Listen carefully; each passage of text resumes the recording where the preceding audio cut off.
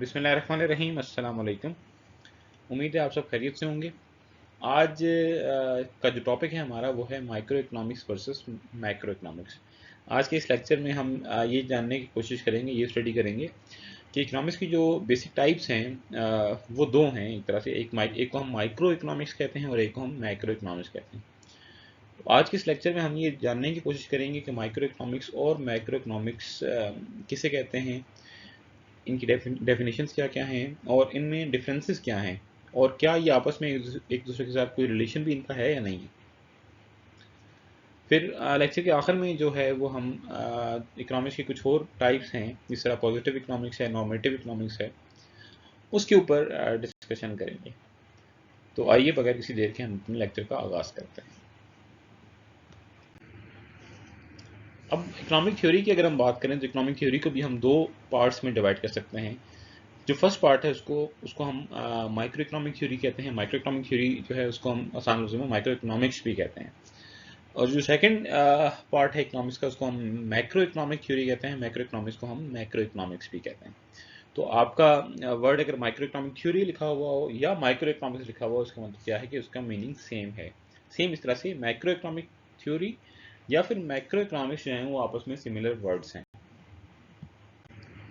अब ये जो टर्म्स हैं माइक्रो इकोनॉमिक्स और मैक्रो इकोनॉमिक्स, ये फर्स्ट टाइम एक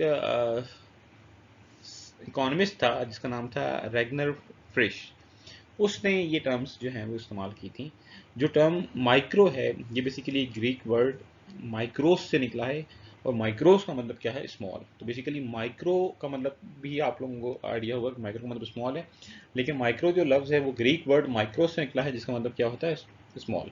इसी तरह से जो टर्म मैक्रो है वो ग्रीक वर्ड मैक्रोस से निकला है, उसका मतलब होता है लार्ज। तो हम कह सकते हैं कि माइक्रो का मतलब स्मॉल और मैक्रो का मतलब लार्ज। ये आपने ध्यान में रखना है। फिर हम आगे जब माइक्रो इकोनॉमिक्स की डेफिनेशन करेंगे तो यही स्मॉल और लार्ज के कॉन्सेप्ट को हम यूज़ करेंगे, और वहाँ पे फिर हम देखेंगे किस तरह से स्मॉल और लार्ज से मिलकर जो है वो माइक्रो इकोनॉमिक्स और मैक्रो इकोनॉमिक्स बनती है। तो सबसे पहले हम बात कर लेते हैं माइक्रो इकोनॉमिक्स की। तो माइक्रो इकोनॉमिक्स बेसिकली जिस तरह से हमने कहा कि माइक्रो का मतलब स्मॉल है, तो बेसिकली माइक्रो इकोनॉमिक्स के अंदर हम small units of the economy को स्टडी करते हैं। उसमें इंडिविजुअल हमारा आ जाता है, single individual, single consumer, single firm, या मुख्तलिफ इंडिविजुअल्स का एग्रीगेट। ठीक है, जिस तरह आपकी मार्केट है, इंडस्ट्री है, डिमांड है, मुख्तलिफ चीज़ें हैं। तो माइक्रो इकोनॉमिक्स में हम स्मॉलेस्ट यूनिट को स्टडी करने की कोशिश करते हैं। जिस तरह हाउस होल्ड है, हाउस होल्ड अपनी डिसीजन मेकिंग किस तरह से करेगा। फर्म जो है, एक आम छोटा बिजनेस जो है, वो अपना डिसीजन मेकिंग किस तरह से करेगी। तो ये तमाम चीज़ें हम क्या करते हैं, माइक्रो इकोनॉमिक्स के अंदर स्टडी करते हैं। On the other hand macro economics, जैसे हमने बात की कि मैक्रो का मतलब होता है लार्ज। तो मैक्रो इकोनॉमिक्स जो है वो इकोनॉमी को एज अ होल जूम करके एक तरह से हम कह सकते हैं कि स्टडी करती है, कि लार्ज एग्रीगेट्स सम्स को स्टडी करती है। जिस तरह आपका नेशनल आउटपुट है, पूरी कंट्री की जो आउटपुट है, पूरी कंट्री की जो इनकम है वो कितनी है, नेशनल इनकम कितनी है, टोटल कंजम्पशन कितनी है, एग्रीगेट इन्वेस्टमेंट्स कितनी है। इसमें मतलब हम सिंगल की बात नहीं करते, बल्कि ओवरऑल बात करते हैं कि पूरी कंट्री वाइड आपकी इन्वेस्टमेंट कितनी है, कंट्री वाइड आपकी कंजम्पशन कितनी है, उसको हम स्टडी करने की कोशिश करते हैं। अब एक इकोनॉमिस्ट या लर्नर वो कहता है कि माइक्रो इकोनॉमिक्स का मतलब ये है कि आप इकोनॉमी को माइक्रोस्कोप के ज़रिए से देख रहे हैं। क्योंकि जब आप माइक्रोस्कोप के ज़रिए से किसी चीज़ को देखते हैं तो उसका मतलब ये है कि आप बहुत ही छोटी माइनर चीज़ को देखना चाह रहे हैं। ठीक है, तो बड़ी अच्छी एक अंडरस्टैंडिंग जो है वो इन इकोनॉमिस्ट ने डेवलप की है माइक्रो इकोनॉमिक्स के लिए, समझने के लिए, आपके समझने के लिए, कि माइक्रो इकोनॉमिक्स का मतलब ये है कि हम इकोनॉमी में एक माइक्रोस्कोप लेकर जो है वो क्या कर रहे हैं, सिंगल सिंगल चीज़ को देखने की कोशिश कर रहे हैं कि किस तरह से जो है वो सिंगल इंडिविजुअल, जिस तरह से एक ह्यूमन बॉडी है उसमें मिलियन ऑफ सेल्स होते हैं, सेम इस तरह से एक इकोनॉमी है उसमें मिलियंस ऑफ इंडिविजुअल्स रहते हैं। तो आप मिलियन ऑफ सेल्स को वैसे तो स्टडी नहीं कर सकते, उसके लिए माइक्रोस्कोप चाहिए। सेम ऐसे ही अगर आपने मिलियंस ऑफ ह्यूमंस को स्टडी करना हो, हाउस होल्ड्स को स्टडी करना हो, तो उसके लिए भी आप एज अ होल इसको स्टडी नहीं करेंगे, बल्कि उस पर आप माइक्रो इकोनॉमिक्स की माइक्रोस्कोप का इस्तेमाल करेंगे। ठीक है, ये समझने के लिए सिर्फ है, एक कॉन्सेप्ट उन्होंने बताया। तो माइक्रो इकोनॉमिक थ्योरी जो है वो ये चीज़ देखने की कोशिश करती है कि किस तरह से मुख्तलिफ यूनिट्स जो हैं इकॉनमी के अंदर, स्मॉल यूनिट्स, वो जो इक्विलिब्रियम है उसको अचीव करने की कोशिश करता है। ठीक है, इसमें हम इनको ऐड नहीं करते जो कंज्यूमर्स हैं, बल्कि हर एक का अलग अलग डिसीजन मेकिंग करते हैं। डिफरेंट लॉज हम आगे फ्यूचर में पढ़ेंगे, law of demand, law of supply, किस तरह से एक इंडिविजुअल प्राइस चेंजेस पे रिस्पॉन्ड करता है, किस तरह से एक इंडिविजुअल टैक्स चेंजेस पे रिस्पॉन्ड करता है। ठीक है, किस तरह से एक फर्म जो है वो प्राइस चेंजेस पे रिस्पॉन्ड करती है। तो वो सिंगल इंडिविजुअल का बिहेवियर हम माइक्रो इकोनॉमिक्स के अंदर स्टडी करने की कोशिश करते हैं। अब यहाँ पर एक थोड़ी सी जो है वो अंडरस्टैंडिंग की ज़रूरत है। आप लोगों ने डिफरेंट बुक्स के अंदर भी ये कॉन्सेप्ट पढ़ा है, हम खुद भी अक्सर जगह सुना है कि माइक्रो इकोनॉमिक्स जो है वो स्मॉलेस्ट यूनिट की स्टडी है और macro economics study of aggregate है।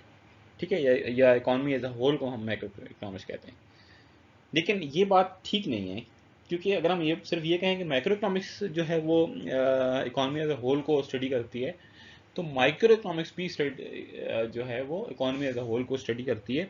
लेकिन दोनों की स्टडी के अंदर कुछ डिफरेंसेस हैं। माइक्रो इकोनॉमिक्स किसी और चीज़ को देखती है और मैक्रो इकोनॉमिक्स जो है वो डिफरेंट अप्रोच से इकोनॉमी को स्टडी करती है। किस तरह से as a whole micro economics study करेगी वो हम देख लेते हैं अभी। जिस तरह से अभी हमने बात की कि माइक्रो इकोनॉमिक्स भी इकोनॉमी को स्टडी करती है, लेकिन वो माइक्रोस्कोपिकली स्टडी करती है कि बिल्कुल गहराई में जाकर देखती है।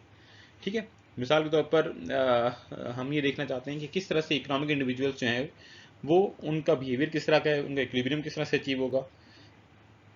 तो ये तमाम चीज़ें हम माइक्रो इकोनॉमिक्स में स्टडी करते हैं और पूरी इकोनॉमी एज अ होल में स्टडी करते हैं कि किस तरह से डिमांड सप्लाई जो है वो बराबर होगी। ठीक है, फॉर एग्जांपल हम कहते हैं पेट्रोल की जो डिमांड है वो किस तरह से इक्वल होगी, तो वो भी एज अ होल पूरी इकोनॉमी की हम स्टडी करते हैं। तो अगर हम किसी एक सिंगल प्रोडक्ट को क्या एग्रीगेट लेवल के ऊपर स्टडी करेंगे वो माइक्रो इकोनॉमिक्स होगी। लेकिन अगर हम मल्टीपल प्रोडक्ट्स को ले लें तो फिर वो मैक्रो इकोनॉमिक्स बन जाता है। ये बेसिकली डिफरेंस है, एज अ होल का डिफरेंस नहीं है, बल्कि क्या है कि अगर हम सिंगल यूनिट ले रहे हैं तो वो माइक्रो इकोनॉमिक्स है, अगर हम मल्टीपल यूनिट्स ले रहे हैं तो वो मैक्रो इकोनॉमिक्स। मिसाल के तौर पर मैंने अगर ये देखना हो कि किसी भी कंट्री, पाकिस्तान, इंडिया, बांग्लादेश वगैरह में जो वीट की कंजम्पशन है वो कितनी है। ठीक है, तो वीट की कंजम्पशन को सिर्फ अगर वीट की कंजम्पशन की हम बात करेंगे तो वो माइक्रो इकोनॉमिक्स का टॉपिक बन जाएगा। ठीक है, कि हम सिर्फ वीट को ऐड कर रहे हैं। लेकिन अगर हमने ये देखना हो कि हाउस होल्ड की कंजम्पशन क्या है, तो इसमें हम वीट के साथ साथ जो भी हाउस होल्ड इस्तेमाल कर रहे हैं, हाउसिंग के ऊपर पैसे खर्च कर रहे हैं, इस तरह डॉक्टर्स के ऊपर पैसे खर्च कर रहे हैं, तमाम को ऐड कर लेंगे तो वो भी एज अ होल होगा। लेकिन उसका एक अप्रोच डिफरेंट हो जाएगी। वो एग्रीगेट तो बनेगा, लेकिन मल्टीपल चीज़ों का एग्रीगेट बनेगा तो वो मैक्रो इकोनॉमिक्स बन जाएगी। इससे हमें ये बात पता लगती है कि माइक्रो इकोनॉमिक्स भी एग्रीगेट्स को स्टडी करता है। ठीक है, जिसमें मैंने डिमांड की आपको एग्जांपल दी। लेकिन जो मैक्रो इकोनॉमिक्स के एग्रीगेट्स हैं वो थोड़े से डिफरेंट होते हैं। मैक्रो इकोनॉमिक्स में हम इकोनॉमी एज अ होल की बात करते हैं। ठीक है, जबकि माइक्रो इकोनॉमिक्स में भी हम इकोनॉमी एज अ होल की बात करते हैं, लेकिन किसी सिंगल यूनिट की बात करते हैं, मल्टीपल यूनिट्स की बात नहीं करते। इसी तरह से अगर हम माइक्रो इकोनॉमिक्स और मैक्रो इकोनॉमिक्स में डिफरेंस की बात करें तो एक एग्जांपल के जरिए से समझने की कोशिश करते हैं कि माइक्रो इकोनॉमिक्स कौन से एग्रीगेट्स को काउंट फॉर करती है और मैक्रो इकोनॉमिक्स कौन से एग्रीगेट को। जिस तरह से एक कोई भी मार्केट है तो मार्केट डिमांड जो है वो माइक्रो इकोनॉमिक्स के अंदर एनालाइज होती है। जैसा मैंने आपको कहा कि किसी भी चीज़ की डिमांड है, हम कहते हैं कि शैम्पू की डिमांड है, ठीक है, या सोप की डिमांड है, तो टोटल मार्केट डिमांड किस तरह से होगी कि हम उसका एग्रीगेट लेंगे इंडिविजुअल डिमांड्स का। ठीक है, तो एग्रीगेट तो यहाँ पे भी हो गया, लेकिन मैक्रो इकोनॉमिक्स में जब हम एग्रीगेट डिमांड की बात करेंगे तो उसका मतलब होगा कि aggregate demand of all commodities, जिसमें मैंने आपको पहले भी बताया। तो ये बेसिक डिफरेंस है माइक्रो इकोनॉमिक्स और मैक्रो इकोनॉमिक्स के एग्रीगेट्स का। जो मैक्रो इकोनॉमिक्स है वो इकोनॉमी वाइड एग्रीगेट्स के अलावा कुछ और एग्रीगेट्स के ऊपर भी मैक्रो इकोनॉमिक्स के अंदर हम बात करते हैं।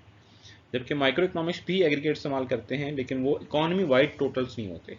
ठीक है, मतलब आप किसी एक सिंगल प्रोडक्ट का इस्तेमाल करते हैं मल्टीपल प्रोडक्ट्स को के एग्रीगेट का मतलब होता है सम अप करना, उसको नहीं देते।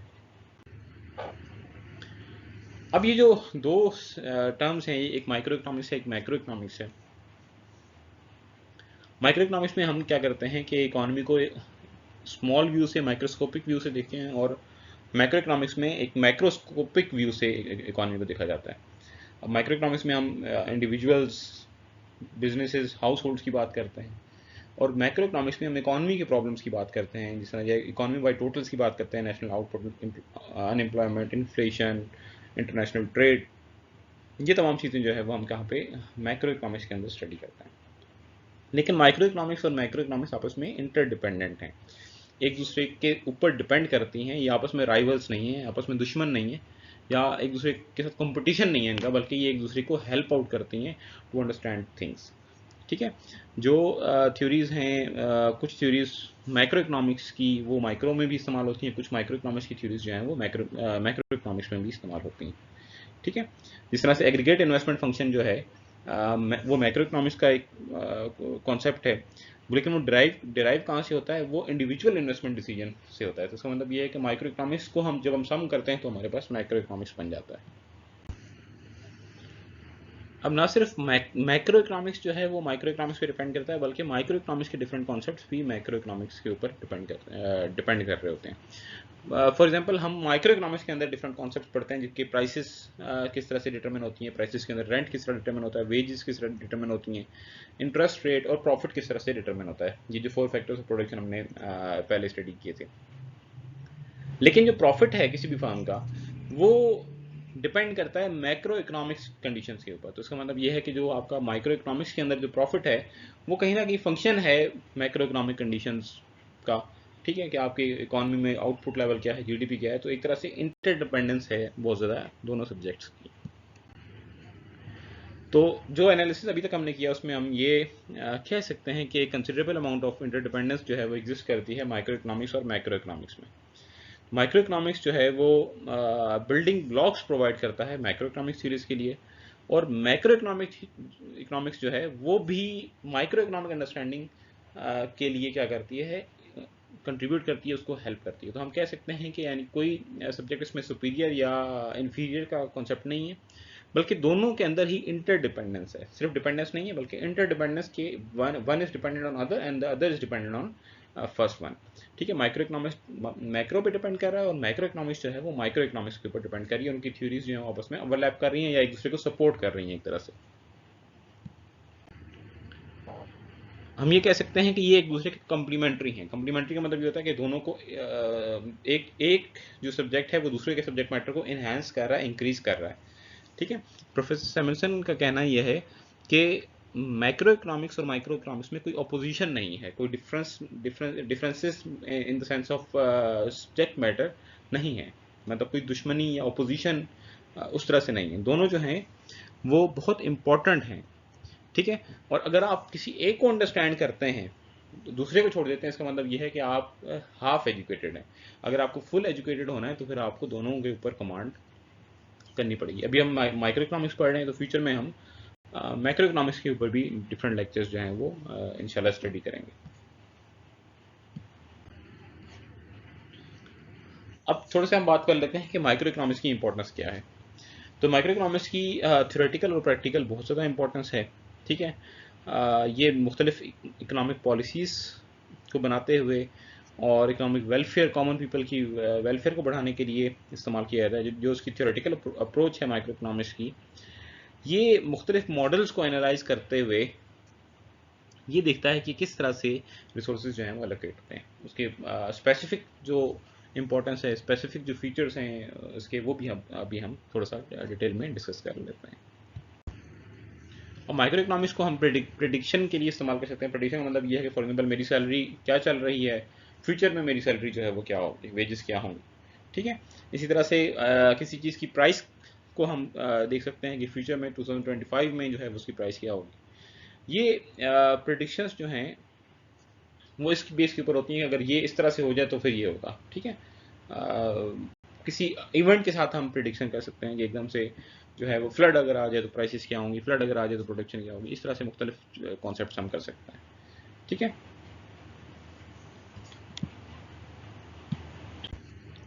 इसी तरह से माइक्रो इकोनॉमिक्स को जो है वो हम इकोनॉमिक पॉलिसी बनाने के लिए भी इस्तेमाल कर सकते हैं। इकोनॉमिक पॉलिसी से मुराद ये है कि गवर्नमेंट अगर कोई पॉलिसी बना रही है, जैसे वेजेस सेट कर रही है, मिनिमम वेज सेट कर रही है, तो उसमें माइक्रो इकोनॉमिक्स से वो हेल्प ले सकते हैं, क्योंकि माइक्रो इकोनॉमिक्स जो है वो इंडिविजुअल डाटा आपको प्रोवाइड करता है। ठीक है। तो और इसी तरह से एक तो ये है कि गवर्नमेंट ना सिर्फ इकोनॉमिक पॉलिसीज बना सकती है, बल्कि इकोनॉमिक पॉलिसीज का जो इम्पैक्ट है वो भी हम माइक्रो इकोनॉमिक्स के अंदर देखेंगे। क्योंकि जो फॉर एग्जांपल गवर्नमेंट जो है वो अगर पेट्रोल प्राइसेस बढ़ाती है, ठीक है, तो उसका जो इम्पैक्ट आएगा वो माइक्रो लेवल के ऊपर आएगा, इंडिविजुअल्स के ऊपर आएगा, इंडिविजुअल फर्म्स के ऊपर आएगा। तो फिर हम वो भी स्टडी कर सकते हैं किसी भी पॉलिसी का इम्पैक्ट क्या है। तो वो स्टडी करने के लिए भी जो है वो हमें कहाँ पे जाना पड़ेगा, हमें माइक्रो इकोनॉमिक्स के टूल्स की हेल्प लेनी पड़ेगी। अब ना सिर्फ गवर्नमेंट जो है वो माइक्रो इकोनॉमिक्स की हेल्प लेती है, बल्कि जो बिजनेसेस हैं, बिजनेस इंटरप्राइजेस हैं, वो भी माइक्रो इकोनॉमिक्स की हेल्प ले सकते हैं। जिस तरह वो कंज्यूमर सर्वे कर सकते हैं कि क्या प्राइस बढ़ाने से हमारे कंज्यूमर्स जो हैं वो रिड्यूस तो नहीं हो जाएंगे। इसी तरह से डिफरेंट फर्म्स जो हैं वो माइक्रो इकोनॉमिक्स के कॉन्सेप्ट्स को प्राइस सेटिंग के वक्त, प्रॉफिट सेटिंग के वक्त, ठीक है, या क्वांटिटी कितनी प्रोड्यूस करनी है, कौन सी क्वांटिटी प्रॉफिट मैक्सिमाइजेशन उनकी करेगी, तो ये तमाम कॉन्सेप्ट्स जो हैं वो आपको कहाँ पे मिलते हैं, माइक्रो इकोनॉमिक्स के अंदर मिलते हैं। इसी तरह से जो मैनेजरियल डिसीजंस हैं आपके, जो डिसीजन मेकिंग है कि आप किस एनवायरनमेंट के अंदर वर्क कर रहे हैं, आपने प्राइसेस क्या सेट करनी है, प्रॉफिट को कैसे मैक्सिमाइज करना है, एक कंज्यूमर है उसकी लाइकिंग्स डिसलाइकिंग्स के लिए भी आपको क्या करना पड़ता है, बिजनेसेस को माइक्रो इकोनॉमिक्स की हेल्प लेनी पड़ती है। गवर्नमेंट और बिजनेसेस के साथ साथ माइक्रो इकोनॉमिक्स जो है वो आपकी इकोनॉमिक वेलफेयर को स्टडी करने के लिए भी हम इस्तेमाल करते हैं। ना सिर्फ स्टडी करने के लिए बल्कि वेलफेयर को इंक्रीज़ करने के लिए भी माइक्रो इकोनॉमिक्स का इस्तेमाल कर सकते हैं कि किस तरह से जो है वो हम इकोनॉमिक वेलफेयर या सोशल वेलफेयर को इंक्रीज़ कर सकते हैं। हम कौन सी ऐसी पॉलिसीज़ लगाएं जिससे जो ग्रास रूट लेवल है, जो पुअर पीपल हैं, वो जो है वो उनकी अपब्रिंगिंग हो। तो ये तमाम चीज़ें जो है वो माइक्रो इकोनॉमिक्स हमें सिखाती है कि आप कौन सी पॉलिसीज़ लगाएं, किस क्या काम करें। तो ये यहाँ पे एक लाइन लिखी हुई, this is an aspect of normative economics. ये एक नॉर्मेटिव इकोनॉमिक्स का एक एस्पेक्ट है। ये हम आगे जो लेक्चर के एंड के ऊपर मैं आपको बताऊंगा कि नॉर्मेटिव इकोनॉमिक्स किसे कहते हैं। अब माइक्रो इकोनॉमिक थ्योरी जो है वो इसकी एप्लीकेशंस जो है वो इंटरनेशनल इकोनॉमिक्स के अंदर भी हैं, कि ना सिर्फ कंज्यूमर्स, प्रोड्यूसर्स और बिजनेसेस के लिए बल्कि इंटरनेशनली भी या इंटरनेशनल ट्रेड के अंदर भी जो है वो हम माइक्रो इकोनॉमिक्स का इस्तेमाल कर सकते हैं। फॉर एग्जांपल हम ये देख सकते हैं कि किस जो इंटरनेशनल ट्रेड है उससे जो बेनिफिट्स हासिल हो रहे हैं हमें, वो ऑल ओवर द सोसाइटी किस तरह से डिस्ट्रीब्यूट हो रहे हैं, ठीक है। इसी तरह एक्सचेंज रेट को डिटरमिन करते हुए जो आपका करेंसी एक्सचेंज रेट है, उसमें भी tools of demand and supply इस्तेमाल की जाती है। आप लोगों ने सुना भी होगा कि अगर फॉर एग्जांपल आप डॉलर रेट की बात करें तो dollar rate demand of dollar and supply of dollar के ऊपर डिपेंड करता है। तो वही सेम जो है, जो टूल्स हमने माइक्रो इकोनॉमिक्स में डिमांड सप्लाई के डेवलप किए हैं, उसी को हम क्या करते हैं फिर इंटरनेशनल ट्रेड के अंदर भी जो है वो इस्तेमाल करते हुए करेंसी एक्सचेंज रेट और करेंसी डिवैल्यूएशन और इस तरह की जो टर्म्स हैं वो स्टडी करने की कोशिश करते हैं। तो अभी तक हमने जो है वो माइक्रो इकोनॉमिक्स और मैक्रो इकोनॉमिक्स को थोड़ा सा स्टडी किया। माइक्रो इकोनॉमिक्स में जो है वो हम माइक्रो लेवल के ऊपर टॉपिक्स को पढ़ते हैं, इकोनॉमी को स्टडी करने की कोशिश करते हैं कि किस तरह से इंडिविजुअल हाउस होल्ड और इंडिविजुअल बिजनेसेस जो हैं वो डिसीजन मेकिंग करते हैं और डिफरेंट डिसीजन से इफेक्ट होते हैं। ना सिर्फ डिसीजन मेकिंग बल्कि इफेक्ट ऑफ गवर्नमेंट पॉलिसीज़ उनके ऊपर जो है वो माइक्रो इकोनॉमिक्स के अंदर जो है वो स्टडी करते हैं। On the other hand macro economics के अंदर हमने क्या कहा कि मैक्रो इकोनॉमिक्स के अंदर हम जो है वो इकोनॉमी को बड़ी सतह के ऊपर, बड़ी लेवल के ऊपर जो है वो स्टडी करते हैं, एग्रीगेट लेवल के ऊपर स्टडी करते हैं। उसमें इकोनॉमी वाइड एग्रीगेट्स, ठीक है, कि अनएम्प्लॉयमेंट रेट क्या है, इन्फ्लेशन रेट क्या है, इंटरनेशनल ट्रेड क्या हो रहा है, ठीक है। इस तरह के जो टॉपिक्स हैं, इस तरह के जो कॉन्सेप्ट्स हैं, नेशनल इनकम कितनी है, वो हम मैक्रो इकोनॉमिक्स में स्टडी करते हैं। उसके बाद हमने देखा कि माइक्रो इकोनॉमिक्स और मैक्रो इकोनॉमिक्स जो हैं वो आपस में इंटरडिपेंडेंट हैं, एक दूसरे को के लिए कम्प्लीमेंट्री हैं, एक दूसरे को हेल्प आउट करते हैं। एक की थ्योरीज जो हैं वो दूसरे पे डिपेंड कर रही हैं, दूसरे की जो है वो पहले पे डिपेंड कर रही हैं, तो उसमें इंटरडिपेंडेंस है। और फिर हमने माइक्रो इकोनॉमिक्स की डिफरेंट इंपॉर्टेंस के ऊपर बात की कि माइक्रो इकोनॉमिक्स क्यों इंपॉर्टेंट है। तो उसमें हमने कहा कि कंज्यूमर्स के लिए बेनिफिशियल है और प्रोड्यूसर्स के लिए बेनिफिशियल है, गवर्नमेंट पॉलिसी मेकिंग के लिए बेनिफिशियल है, इंटरनेशनल ट्रेड के अंदर उसकी पॉलिसीज़ हैं, या इंटरनेशनल ट्रेड के लिए टूल्स प्रोवाइड करता है माइक्रो इकोनॉमिक्स। अब मेजर टाइप्स अगर हम बात करें इकोनॉमिक्स की तो ये माइक्रो और मैक्रो ही है। उसके अलावा एक और टाइप्स आपको बुक्स के अंदर मिलेंगे, उस पर भी हम थोड़ी सी डिस्कशन करेंगे अभी, वो है पॉजिटिव इकोनॉमिक्स और नॉर्मेटिव इकोनॉमिक्स। तो अभी जो ये वाला पोर्शन है हमारे लेक्चर का वो डिस्कस करेगा कि पॉजिटिव और नॉर्मेटिव इकोनॉमिक्स के अंदर जो है वो बेसिकली क्या डिफरेंस होता है, और पॉजिटिव इकोनॉमिक्स किसे कहते हैं और नॉर्मेटिव इकोनॉमिक्स किसे कहते हैं। तो आइए अब हम थोड़ा सा इसके ऊपर जो है वो डिस्कशन स्टार्ट करते हैं और जानने की कोशिश करते हैं कि पॉजिटिव इकोनॉमिक्स या पॉजिटिव साइंस का क्या मतलब होता है, और नॉर्मेटिव इकोनॉमिक्स या नॉर्मेटिव साइंस का क्या मतलब होता है। जैसे साइंस की जगह हम इकोनॉमिक्स के ऊपर ज़्यादा फोकस करेंगे, लेकिन आप उसको पॉजिटिव साइंस या नॉर्मेटिव साइंस की भी सेम कॉन्सेप्ट ही हैं, उसमें उसी में अगर हम इकोनॉमिक्स अप्लाई कर दें तो वो पॉजिटिव इकोनॉमिक्स बन जाती है। अब सबसे पहले हम बात कर लेते हैं पॉजिटिव इकोनॉमिक्स या पॉजिटिव साइंस की। मैं आपको बात बता देता हूँ। पॉजिटिव साइंस का मतलब ये होता है कि आप बेसिकली फैक्ट्स एंड फिगर्स के ऊपर बात करते हैं। थोड़ा सा हम आइडिया मैं आपको समझा देता हूँ, उसके बाद जो है वो हम फिर इसको थोड़ा तफसील से देख लेंगे। कॉन्सेप्ट आपको समझ आ जाएगा। पॉजिटिव पॉजिटिव इकोनॉमिक्स या पॉजिटिव साइंस का मतलब, पॉजिटिव साइंस का मतलब ये होता है कि फैक्ट्स एंड फिगर्स। मिसाल के तौर पर मैं कहता हूँ कि जी वाटर जो है वो 100 डिग्री सेल्सियस के ऊपर बॉयल होता है, तो ये एक फैक्ट है। ठीक है कि नॉर्मल कंडीशंस के अंदर वाटर आपका इसके ऊपर ही बॉयल होगा, हम उसको टेस्ट भी कर सकते हैं। ठीक है, वो मेरे अपने पर्सनल ओपिनियन के ऊपर बेस्ड नहीं है। इसी तरह से मैं अगर कहूँ कि sun rises from the east, तो ये भी जो है वो क्या है कि एक फैक्ट है। ठीक है, ये मेरा अपना ओपिनियन नहीं है। ठीक है, इस तरह मैं अगर ये बात करूं कि मंडे के बाद जो है वो ट्यूसडे आएगा, तो ये भी क्या है, एक फैक्ट है। तो जब हम फैक्ट की बात करते हैं तो फैक्ट वो चीज़ होती है जो प्रूव्ड बात हो, कि जिसको आप डिफरेंट डाटा के जरिए से प्रूव कर सकते हो, और उसमें मेरी अपनी पर्सनल कोई वैल्यू जजमेंट नहीं ऐड नहीं है। ऑन द अदर हैंड अगर मैं ये बात करूं कि जी कल बारिश होगी, तो कल बारिश होगी या नहीं होगी ये मेरी अपनी पर्सनल ओपिनियन है, मैंने वेदर देखा और उसके मुताबिक मैंने जो है एक जजमेंट पास कर दी। ठीक है, अब वो हो भी सकती है और नहीं भी हो सकती। इसमें यहाँ पे आपका फैक्चुअल बात नहीं है, बल्कि मेरी अपने ओपिनियन के ऊपर बात है। तो पॉजिटिव का मतलब ये होता है कि आप 100% एक तरह से जो फैक्ट्स हैं, जो अवेलेबल नॉलेज है उसके मुताबिक बात करते हैं। ठीक है, और उस नॉलेज को आप टेस्ट भी कर सकते हैं। तो पॉजिटिव इकोनॉमिक्स का मतलब ये होगा कि हम बेसिकली पॉजिटिव इकोनॉमिक्स के अंदर क्या पढ़ेंगे, फैक्चुअल एनालिसिस है। ये क्या है, ये फैक्चुअल एनालिसिस है। इसके अंदर हम अपनी वैल्यू जजमेंट को नहीं इंक्लूड करेंगे। ये ऑब्जेक्टिव होगी। ऑब्जेक्टिव का मतलब क्या होता है कि टू द पॉइंट हम बात करेंगे, इसमें हम अपनी ओपिनियन को ऐड नहीं करेंगे। इसको प्रेडिक्टिव, ये प्रेडिक्टिव नेचर की है। ठीक है, पॉजिटिव इकोनॉमिक्स के अंदर बेसिकली हम जो है वो प्रेडिक्शन कर सकते हैं कि फ्यूचर में क्या होने वाला है। अभी अगर हमारी नेशनल इनकम जो है वो इतनी है, तो आने वाले साल में ग्रोथ रेट के मुताबिक कितनी होगी। ये एक साइंटिफिक अप्रोच है। आइडिया को समझ आ गया कि पॉजिटिव इकोनॉमिक्स में बेसिकली हम फैक्ट्स एंड फिगर्स की बात करते हैं कि व्हाट इज। ठीक है, ये आपने फ्रेज याद रखना है कि पॉजिटिव इकोनॉमिक्स का मतलब क्या है, व्हाट इज, कि क्या है। ठीक है, आप उसका आंसर दे देंगे। अब मिसाल के तौर पर मैं आपसे पूछूं कि इन्फ्लेशन रेट क्या है, तो आप एक नंबर मुझे बताएंगे 9.3, 24.5, जो भी नंबर होगा वो कहीं ना कहीं से आपने निकाला होगा किसी गवर्नमेंट की वेबसाइट से। ठीक है, इसी तरह अनएम्प्लॉयमेंट रेट क्या है, डिमांड और सप्लाई किसी चीज़ की कितनी है। ठीक है, फिजिकल पॉलिसी का इम्पैक्ट कितना आया है। ठीक है, तो वो आप, ये वो चीज़ें हैं जिसको आप प्रूव कर सकते हैं। इसी तरह और डिफरेंट चीज़ें आप पॉजिटिव इकोनॉमिक्स के अंदर ले सकते हैं। मिसाल के तौर पर मैं कहूँ कि इस साल का जीडीपी कितना है। जीडीपी का मतलब होता है कि आपकी कंट्री की इनकम कितनी है। तो ये जितने भी नंबर्स आएंगे ये फैक्ट्स के ऊपर फिगर्स हैं, ये फैक्चुअल एनालिसिस है। मेरी कोई पर्सनल राय इसके अंदर शामिल नहीं है। ठीक है,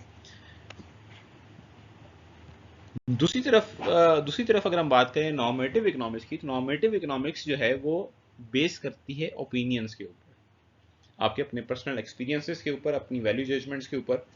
ठीक है, ये फैक्ट्स के ऊपर बेस नहीं करती। इसमें हम ज़्यादा इश्यूज जो बात करते हैं उसमें इक्विटी से रिलेटेड, फेयरनेस से रिलेटेड, सोसाइटल वेलफेयर से रिलेटेड बात करते हैं। मिसाल के तौर पर मैं आपको बाद में दोनों का कंपैरिजन भी करके दिखाऊंगा कि दोनों के अंदर क्या डिफरेंस है। तो इसमें जो मेन पॉइंट्स हैं, ये वैल्यू जजमेंट के ऊपर बेस करती है। ये ऑब्जेक्टिव नहीं है बल्कि सब्जेक्टिव है। जब आप सब्जेक्टिव की बात करते हैं तो उसमें आपके पास ऑप्शन आता है। मिसाल के तौर पर जब पेपर आता है ना कि ये ऑब्जेक्टिव क्वेश्चन हैं, तो ऑब्जेक्टिव टाइप क्वेश्चंस के अंदर आप स्टोरी अपनी तरफ से नहीं बना सकते, अपना ओपिनियन नहीं दे सकते, या तो वो आप सही बात करेंगे या गलत बात करेंगे। ठीक है, लेकिन सब्जेक्टिव क्वेश्चन अगर आ जाए उसी तरह आप समझें। ठीक है, तो सब्जेक्टिव के अंदर आप अपनी राय दे सकते हैं। ठीक है, सेम इस तरह पॉजिटिव इकोनॉमिक्स के अंदर आप अपनी राय नहीं दे सकते, आपको जिससे जो पूछा गया है या जो आप बात कर रहे हैं वो फैक्ट होगा। जबकि नॉर्मेटिव के अंदर जो है वो आप सब्जेक्टिव बात कर सकते हैं। ज़्यादातर जो पॉलिसीज़ हैं आपकी, पॉलिसी प्रिस्क्रिप्शंस, वो आपकी नॉर्मेटिव इकोनॉमिक्स के अंदर बनती हैं। ठीक है, इसके अंदर एथिकल कंसिडरेशंस की हम बात करते हैं कि क्या होना चाहिए क्या नहीं होना चाहिए। मिसाल के तौर पर कि मिनिमम वेज क्या होनी चाहिए। अब यहाँ पे मिनिमम वेज क्या, अगर मैं ये कहूँ कि what is current minimum wage, तो ये क्या बन जाएगा, ये पॉजिटिव एनालिसिस बन जाएगा क्योंकि ये फैक्ट के ऊपर बेस है। लेकिन अगर मैं इस सवाल को चेंज कर दूँ कि व्हाट शुड बी, ठीक है, what should B current minimum wage, तो ये अब हर आप जितने पॉलिसी मेकर से पूछेंगे तो हर किसी का अपना अलग अलग एक ओपिनियन होगा। ठीक है, बात में आ गई।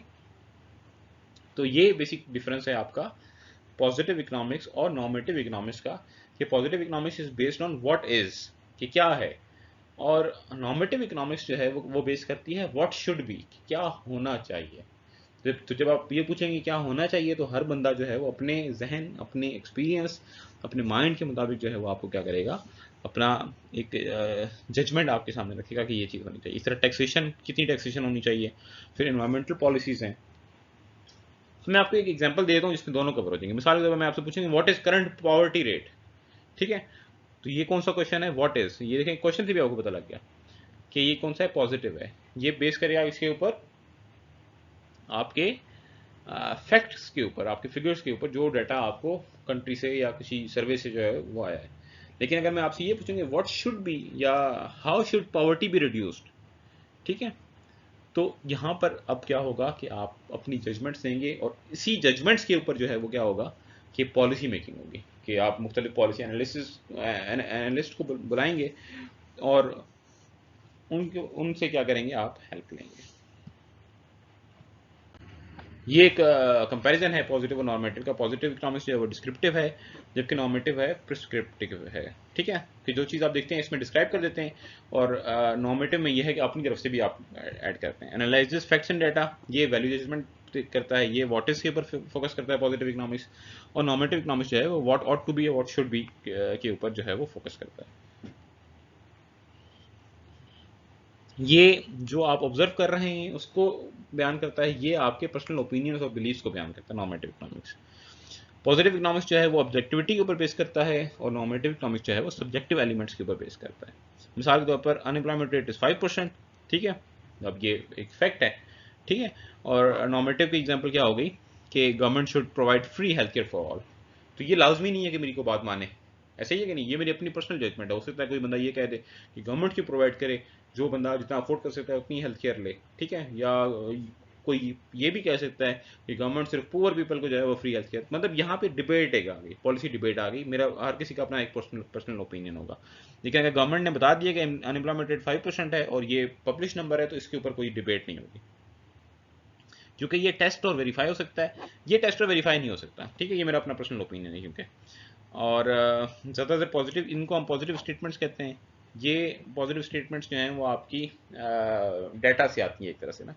और जब जो नॉर्मेटिव स्टेटमेंट्स हैं वो आपकी सोशल वैल्यूज़ या सोसाइटल वैल्यूज़ के ऊपर से आती हैं। मिसाल के ऊपर अगर हम किसी इस्लामिक सोसाइटी के अंदर रह रहे हैं तो फिर वहाँ पे हम इस तरह की बातें करेंगे कि जी आप हज को सब्सिडाइज कर दें और इस तरह, ठीक है। लेकिन अगर आप किसी नॉन मुस्लिम कंट्री के अंदर रह रहे होंगे तो वहाँ पे इस तरह की आपको जो है वो स्टेटमेंट या वैल्यू जजमेंट सुनने को नहीं मिलेंगी। तो उसका मतलब ये कि जिस जगह पे आप रह रहे हैं उसका बड़ा इम्पैक्ट होगा आपके ऊपर। ये policy decisions, positive economics policy decisions नहीं करता, बल्कि पॉलिसी पॉजिटिव इकोनॉमिक्स जो है पॉलिसी डिसीजंस के लिए इंफॉर्मेशन प्रोवाइड करता है, ठीक है। और नॉर्मेटिव इकोनॉमिक्स जो है वो आपको पॉलिसी रिकमेंडेशन सजेस्ट करता है। ये आपका कोर ऑफ इकोनॉमिक साइंस है पॉजिटिव इकोनॉमिक्स। और नॉर्मेटिव इकोनॉमिक्स जो है वो जो इश्यूज हैं आपके, एथिकल इश्यूज हैं, सोशल इश्यूज हैं, उनको एड्रेस करता है। थोड़ा सा ये कंपैरेटिव एनालिसिस था। अब मैं आपको इसका एक अपना एक टच भी दे देता हूँ समझने के लिए। देखें कि पॉजिटिव इकोनॉमिक्स बेसिकली डाटा को डील करता है, ठीक है। अनएम्प्लॉयमेंट रेट क्या है, इन्फ्लेशन रेट क्या है, डिमांड क्या है, सप्लाई क्या है, ठीक है। तो आपकी डाटा वाला जितना भी पोर्शन है वो सारा का सारा आप पॉजिटिव इकोनॉमिक्स, जितने फैक्ट्स आप ले लेंगे वो पॉजिटिव इकोनॉमिक्स से लेंगे। और आपकी पॉलिसी मेकिंग जितनी भी है वो कहाँ से आएगी, वो नॉर्मेटिव इकोनॉमिक्स से आएगी। तो इन दोनों के बीच में भी इंटरडिपेंडेंस है कि नहीं है। क्योंकि जब आप पॉलिसी मेकिंग करेंगे तो पॉलिसी मेकिंग आप किस तरह करेंगे, पॉलिसी मेकिंग आप डाटा के मुताबिक, डाटा को मद्देनजर, डाटा की हेल्प लेते हुए करेंगे, ऐसा ही है कि नहीं। अब मिसाल के तौर पर मैंने अगर पॉवर्टी को रिड्यूस करना है तो सबसे पहले तो मुझे पता होना चाहिए कि पॉवर्टी कितनी है और कहाँ कहाँ पे पॉवर्टी ज़्यादा है। वो कहाँ से पता लगेगा, वो पॉजिटिव इकोनॉमिक्स बताएगा। फिर पॉवर्टी रिड्यूस किस तरह से होगी वो कौन बताएगा, वो नॉर्मेटिव इकोनॉमिक्स बताएगा। तो हमें पॉलिसी मेकिंग के लिए जो डाटा है वो पॉजिटिव इकोनॉमिक्स प्रोवाइड करता है, और जो सजेशंस हैं वो कौन प्रोवाइड करता है, वो नॉर्मेटिव इकोनॉमिक्स प्रोवाइड करता है। तो इस तरह से पॉलिसी मेकिंग इन दोनों की मदद से जो है वो मिलकर बनती है। उम्मीद है आपको जो है वो concepts of micro economics, macro economics, इनकी इंटरडिपेंडेंस और इम्पोर्टेंस ऑफ माइक्रो इकोनॉमिक्स, उसके साथ साथ जो है वो पॉजिटिव और नॉर्मेटिव इकोनॉमिक्स क्या होती है, ये तमाम चीज़ें जो है वो तफसील के साथ समझ आ गई होंगी। फिर भी अगर कोई कन्फ्यूजन हो तो आप किसी भी टाइम के ऊपर जो है वो हमसे क्यूरी कर सकते हैं, इंशाल्लाह आपको उसका जल्द रिस्पॉन्स दिया जाएगा। मिलते हैं अगले किसी लेक्चर में, अपना बहुत सारा ख्याल रखिएगा, तब तक के लिए अल्लाह हाफिज़।